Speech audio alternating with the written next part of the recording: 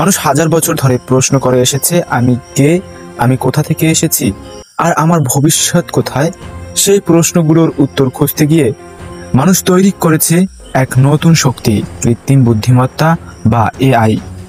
আজ মানুষের সবচেয়ে বড় কৌতূহল, এই এআই আমাদের বাঁচাবে নাকি ধ্বংস করবে। কেউ যখন প্রথমবার কম্পিউটার বানালো, তখনও কেউ ভাবেনি একদিন এই যন্ত্র মানুষকে টপকে যাবে।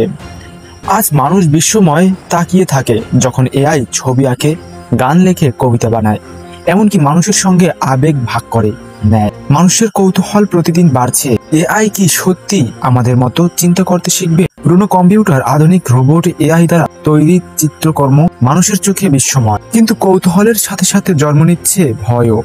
মানুষের জিজ্ঞেস করে, যদি এআই একদিন আমাদের চাকরি কেড়ে নেয়, যদি যুদ্ধক্ষেত্রে রোবট সৈনিক মানুষের জীবনকে অন্ধকারে ঠেলে দেয়, যদি একদিন এআই আমাদের নিয়ন্ত্রণের বাইরে চলে যায়, কর্মহীন মানুষ, যুদ্ধক্ষেত্রে ড্রোন, অন্ধকার শহর, বিধ্বস্ত মুখ। ইতিহাসে আমরা দেখেছি প্রতিটি আবিষ্কার একদিকে আলো আর একদিকে অন্ধকার নিয়ে আসে। আগুন যেমন আলো দিয়েছে, তেমনি পুড়িয়ে দিয়েছে হাজার জীবন।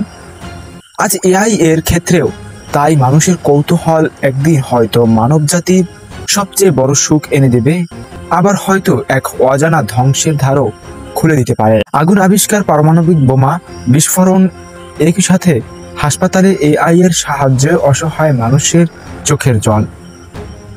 মানুষ আজও থেমে নেই। আমরা জানতেই চাই, কৃত্রিম বুদ্ধিমত্তা কি আমাদের সত্যিকারের বন্ধু হবে, নাকি আমাদের কৌতূহলই একদিন আমাদের অশ্রুর কারণ হবে যারা দাঁড়াবে। সময়ের হাতে সেই উত্তর লুকিয়ে আছে, কিন্তু কৌতূহল তা কখনো থামে না। শিশুর চোখে কৌতূহল, মানুষের আকাশের দিকে তাকানো, রোবট ও মানুষের হাত একসাথে ধরা, শেষে ধীরে ধীরে ফেড আউট। কৃত্রিম বুদ্ধিমত্তা আসলে মানুষকে এক আয়না দেখাচ্ছে।